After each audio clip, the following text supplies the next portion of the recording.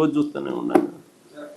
Sir, on one side, you talked about how the farmers, YSRCP had gone to meet with the farmers in Amravati, and that they were named as rowdy shooters. But Andhra Pradesh Chief Minister Chandrababu Naidu has said that you were the ones who had not supported for Amravati and you wanted Mavigan to be as the capital. Do you still stand by what he said? Because he's saying YSRCP leaders are rowdy shooters and a tail can never be straightened. That's the comment he made.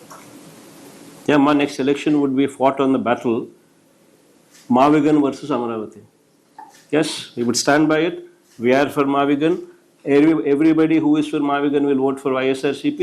Everybody who is for Amravati will vote for Chandrababu. We will stand by it. We will make it an election issue for them. We'll put it up in the manifesto also. Mavigan, YSRCP. We will stand by it. Let's see how people will vote. Sir, present Nagaraju న్యాయమూర్తి ముందు ప్రవేశపెడితే తనను చంపడానికి police ఉన్నతాధికారులందరూ కూడా ప్రయత్నిస్తున్నారని statement. Shri Nagaraju ఎవరైతే సాయి కృష్ణ కేసుకు సంబంధించిన ప్రధాన సస్పెండ్ సిఐ తనను చంపేస్తారని చెప్పేసి న్యాయస్థానం చెప్పింది. నాగరాజుని చంపేస్తారా? మీరు కమిషనర్ చంపేస్తారా? చంపినా చంపేస్తారు స్వామి. ఈ ప్రభుత్వంలో ఏమైనా జరగచ్చు. అందుకనే అనే కదా హే రామ్ సేవ అందరూ అంటే. అందుకనే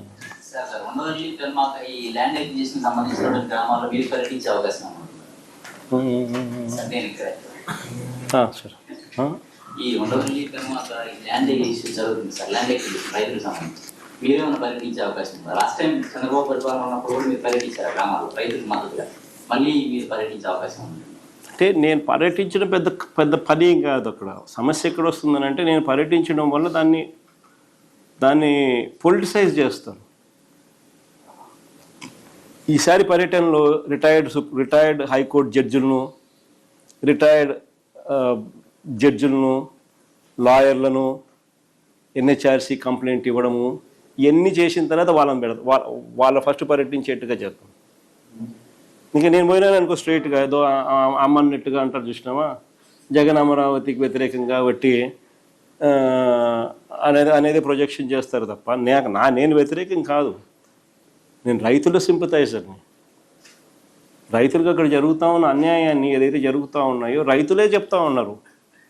ఎందుకు అన్యాయం చేస్తూ ఉన్నామని చెప్పి రైతుల తరపున మనం అడుగుతూ ఉన్నాం, ప్రశ్నిస్తూ ఉన్నాం. ప్లస్ నువ్వు చేస్తూ ఉన్న స్కాములు ఏదైతే ఉన్నాయో జెన్యున్గా నువ్వు చేస్తూ ఉన్న స్కాములు ఆధారాలతో సహా చూపిస్తూ ఉన్నావు. ఆధారాలతో సహా చూపిస్తూ ఉన్న ఈ స్కాములు కాకుండా ఎలా పోతాయి? స్కాములు చేయకుండా రాజధానిని బిల్డ్ చేయగలిగే అవకాశం ఏమిటి? మావిగన్ను. ఏ స్కాములు లేకుండా రాజధాని అనేది బ్రహ్మాండమైన రాజధాని అనేది ఏర్పాటు ఎలా అవుతుంది? మావిగన్ను. మచిలీపట్నంలో పోర్టు, విజయవాడలో ఇంటర్నేషనల్ ఎయిర్పోర్టు, గుంటూరులో ఆల్రెడీ డిఫరెంట్ టీచింగ్ ఇన్స్టిట్యూట్స్, మచిలీపట్నంలో రైల్వే స్టేషన్, విజయవాడలో రైల్వే స్టేషన్, గుంటూరులో బ్రహ్మాండమైన రైల్వే స్టేషన్, మూడిటికి కనెక్టింగ్ బ్రహ్మాండమైన నేషనల్ హైవేస్. అన్నీ బ్రహ్మాండంగానే ఆల్రెడీ ఉన్నాయి.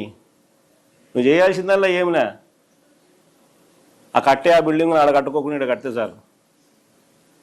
అంతకని చేయాల్సిన ఏం పనులు. ఏ స్కాములు లేకుండా బ్రహ్మాండమైన క్యాపిటల్ మావిగన్ వస్తుంది. మామూలుగా మీరు నేను అంటే పెద్ద తప్పేం కాదు, కానీ పవన్ కళ్యాణ్ ఒక ఆల్మోస్ట్ సీఎం అవ్వాల్సిన వాడు, సీఎం అవుతాడేమో అనేటువంటి అనుమానం నాలాంటి ఉంది, అవ్వాలని కోరిక కూడా ఉంది. ఆ స్టేజ్ ఆఫ్ లీడరు, ఆ స్టేటస్లో ఉన్న లీడరు మాట్లాడేటప్పుడు 1-2 సార్లు ఆలోచించాలి. నేను విన్నాను, మొత్తం తెగ తిరిగేస్తాను కదా ఆయన. మన రాష్ట్రం ఇక్కడ పచ్చగా కనపడడం వల్లనే అప్పుడు తెలంగాణది అభివృద్ధి లేదని చూడినప్పుడు విభజన జరిగింది. ఆ నేపథ్యంలో చూస్తున్నాను ఒకటండి, అప్పుడు విభజన కూడా నిజంగా ఈ రాజకీయ నాయకులు, సినిమా యాక్టర్లు వీళ్ళందరూ ఇక్కడ సమస్యని ఒక్కసారి కూడా ఎప్పుడు చెప్పలేదు. ఏంటి ఇక్కడ తిండి కూడా లేని వాళ్ళు ఉన్నారని, ఇప్పుడు కూడా 1,00,00,000 మంది తినలేని ప్రజలు ఈ ప్రాంతాల గోదావరి జిల్లాలో కూడా ఉన్నారని. మీకు ముంగండిలో ఒక బ్రాహ్మణ కుటుంబంలో ఒక ఆవిడ ఆత్మహత్య తీసుకుంది. నేను మోర్తాను 98లో ఒక ముంగండిలో పండితుల ఊళ్ళో బయటకి వెళ్ళి తెచ్చుకుని ఎవరు సరిపోయింది నేను రాస్తాను. ఈ విషయాలు ఎవరికి తెలియదు. తెలియకుండా అప్పుడేంటి ఈ సినిమా యాక్టర్లు ఒకళ్ళు వీళ్ళు రాజకీయాలు కావులు పెద్ద నాయకులు వెళ్ళిపోయి అక్కడ ఉంటాం. ఇదంతా అభివృద్ధి చెందిపోయింది, అభివృద్ధి చెంది అనుకుంటుంటే మన వాళ్ళకి ప్రజలకి తెలంగాణకు తిరిగి అవన్నీ రాళ్ళు రప్పలనుకుంటారు. అక్కడ నీరు ఉందని, వరి పంటల్లో కరీంనగర్ ఇవన్నీ కూడా నెంబర్ 1గా ఉంటాయని కూడా నిన్నే చెప్తున్నాడుగా రేవంత్ రెడ్డి, ఇండియాలో నెంబర్ 1 వచ్చింది వరిలో, తెలంగాణ నెంబర్ 1 వచ్చింది. నేను రాత్రి న్యూస్లో విన్నాను ఆయన స్పీచ్. నెంబర్ 1 ఈవేళ ఇండియాలో నెంబర్ 1 తెలంగాణ. ఏదైనా కాంగ్రెస్ టైంలో జరిగినవేనండి. అయితే మీరు చెప్పింది నేను అనేక సార్లు చెప్పాను, మీరు వినలేదు. నేను అనేక సార్లు స్టాటిస్టిక్స్తో సహా చెప్పాను. ఆంధ్ర తెలంగాణ ఈక్వల్గానే డెవలప్ అయ్యాయి. వాటర్ విషయంలో మాత్రం ఇప్పుడు వాటర్ ఎందుకు వాడుకోగలుగుతున్నారంటే ఫ్రీ కరెంట్ కాబట్టి. లేకపోతే ఎప్పుడు కూడా అగ్రికల్చరల్గా ఆంధ్రాకి డౌన్ కాబట్టి వచ్చి నీళ్ళు పడిపోతుంటాయి మనకి, వాళ్ళు తోడుకోవాలి. ఆ డిఫరెన్స్ ఎప్పుడు ఉంది, వాళ్ళకి ఆ ఇబ్బంది ఎప్పుడు ఉంది. ఇప్పుడు తోడేసుకుంటున్నారు ఎందుకంటే ఫ్రీ కరెంట్ గవర్నమెంటే భరిస్తుంది కాబట్టి. కానీ ఎకనామిక్స్ చూసుకుంటే అది కూడా తప్పేవాళ్ళు. అక్కడ ఇండస్ట్రియల్గానే డెవలప్ అవ్వాలి. నెక్స్ట్ మనకేంటంటే ఇప్పుడు చంద్రబాబు నాయుడు గారు ఎంత డెవలప్, అన్నీ అమెరికా నుంచి వచ్చేస్తుంది, అక్కడి నుంచి వచ్చేస్తున్నాయి డబ్బులు, గూగుల్లో వచ్చేసింది, ఆదాని వచ్చేసాడు, అందరూ వచ్చేస్తున్నారు. ఇంత బాగా మీరెందుకు రారు? మీ హెడ్ ఆఫీసు ఇంకా హైదరాబాద్లోనే ఉంది. మీ హెరిటేజ్ హెడ్ ఆఫీస్ తీసుకొచ్చి అమరావతిలో పెట్టండి. ముందు పెడితే ఏంటి మనకేంటి ప్రయోజనం? ఆ ట్యాక్స్ ఇది మనకు వస్తుంది. ఇన్కమ్ ట్యాక్స్, కార్పొరేట్ ట్యాక్స్ ఏదైతే కలెక్షన్ అవుతుందో, ఏ స్టేట్ నుంచి కలెక్షన్ అయితే ఆ స్టేట్ అకౌంట్లో పడుతుంది. అలాగే జగన్మోహన్ రెడ్డి, భారతీ సిమెంట్స్, సాక్షి, అతనికి ఉన్న వ్యాపారాలు అన్నీ హైదరాబాద్లోనే ఉన్నాయి. ఇక్కడికి రారు. సినీ పరిశ్రమ సరే అది ప్రైవేటు, వాళ్ళని మనం అడగలేం, వాళ్ళకి ఇష్టమైతే చేస్తారు. అది వీళ్ళిద్దరు ముఖ్యమంత్రులను ఇద్దరు కూడా స్టేట్ డెవలప్మెంట్ కోసం, అందులో చంద్రబాబు నాయుడు గారు ప్రధానంగా. ఈయన ఎప్పుడు 15 ఏళ్లలో మనం ఈయనకి నిజంగా తెచ్చినవన్నీ లెక్కేసుకుంటే ప్రపంచంలో ఉన్న ఇండస్ట్రీలన్నీ ఆంధ్రాలోనే ఉండాలి. ఆంధ్రప్రదేశ్ అనండి, ఆంధ్ర అనండి, అన్నీ ప్రతిసారి పెడతారు. ఇన్ని కోట్లు వచ్చాయని చెప్తూ ఉంటారు. అదే మొట్టమొదట మనం వచ్చి అప్పుడు మీరు కూడా రండి అని పిలవాలి. ఏమండి అమరావతి అనేది అసలు నేను బుక్ కూడా అమరావతి అని బుక్ కూడా రాశాను. నాకు అర్థం అవ్వట్లేదు నిజంగా. నాకు అమరావతి ఏంటన్నది నాకు ఇప్పటివరకు ఏం చేస్తున్నారు, ఏం జరగబోతుంది అన్నది నాకైతే అర్థం కావట్లేదు. అంటే మోడీ గారు డబ్బులు ఇవ్వడం ఆయన జేబులో డబ్బులు ఏం కాదు. ఇక్కడ ఇచ్చారంటే మొత్తం ప్రపంచం అంతా ఎందుకు ఇవ్వట్లేదు స్పెషల్ కేటగిరీ స్టేటస్?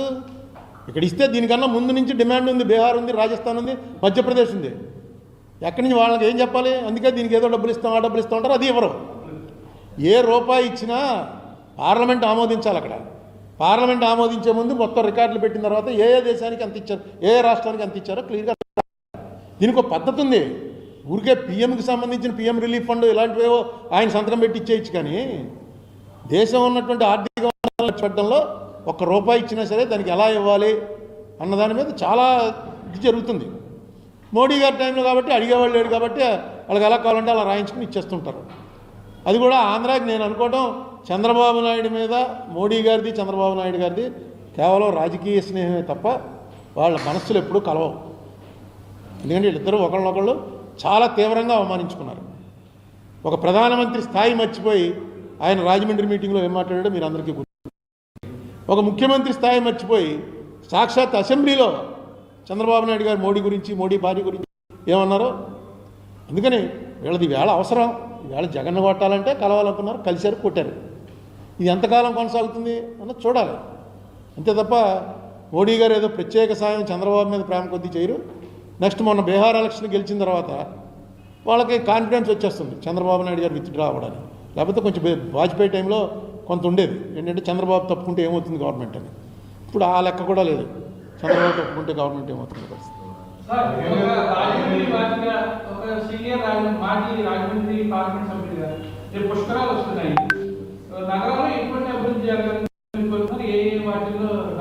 అంటే పుష్కరాలంటే వచ్చి పిత్రోదకాలు, మాత్రోదకాలు వదులుకుని మామూలుగా ప్రతి సంవత్సరం మేము బ్రాహ్మణలో ప్రతి సంవత్సరం ఏదో చేస్తాం. కొన్ని క్యాస్టులు ప్రతి సంవత్సరం చేయరు. వాళ్ళకు అవకాశం 12 ఏళ్ళకి ఒకసారి వచ్చి ఆ వేళ తర్పణం ఇచ్చేస్తే నీకు రిలీవ్. అది అసలు పుష్కరాల వెనకాల ఉన్నది. దాన్ని లాస్ట్ పుష్కరాల్లో కొత్తగా 30 మందికి 10 మందికి తర్పణాలు వదిలే పరిస్థితి తీసుకొచ్చారు. పుష్కరాల్లో గవర్నమెంట్ చేయవలసింది లా అండ్ ఆర్డరే. ఇంకేమీ ఉండదు. క్యూ కంట్రోల్ చేయడం ఒకటే వాళ్ళ పని. అక్కడే ఫెయిల్ అయ్యారు. దాని మీద కమిషన్ వేస్తే ఆ కమిషన్ రిపోర్ట్లో ఒకసారి చదవండి. మరి మీరు పాత్రికేయులు కూడా చదవడం మానేస్తారని. ఆ కమిషన్లో ఏమని రాశాడంటే ఆయన రిపోర్టు, ముహూర్తం అనేది మూఢనమ్మకం అని రాశాడు. ముహూర్తం మూఢనమ్మకం అని రాశాడు ఆయన. ఇంక ముహూర్తం మూఢనమ్మకం అయితే పుష్కరమ మూఢనమ్మకమే. మనం ఏదో ఒక సిస్టంలో వెళ్తున్నాం, పలానా ముహూర్తంలో మంచిదని. ముహూర్తం అనేది మూఢనమ్మకం అని రాస్తే ఇంకా దాని మీద అప్పుడు బీజేపీ వాళ్ళు వీళ్ళతో కలిసి ఉన్నారు కాబట్టి మాట్లాడలేదు. లేకపోతే ముహూర్తం మూఢనమ్మకం అంటామని పెద్ద అల్లరి చేద్దరు. మన సంస్కారం అంతా తీసి ఎక్కడో పారేస్తారు మీ కమిషన్ అని. ఇద్దరు కలిసి ఉన్నారు కాబట్టి మాట్లాడలేదు. ఒకసారి చూడండి, నెట్లో ఉంది, మీకు పంపమంటే పంపుతాను నేను ఆ కమిషన్ రిపోర్ట్ మొత్తం. సోమయాజుల కమిషన్ నేను అనుకోవడం సోమయాజులు గారు రాయలేదు అది, నేను అనుకోవడం. ఎందుకంటే అది వచ్చిన టైంకి ఆయన ఒంట్లో బాగలేదు. ఎవడో చేత వాళ్ళు రాయించేసుకున్నారు, సోమయాజులు గారు సంతకం పెట్టేసి ఉంటాడు. లేకపోతే సంతకం కూడా వాళ్ళు పెట్టేసి ఉంటారు. ఏం పెద్ద కష్టమేం కాదు.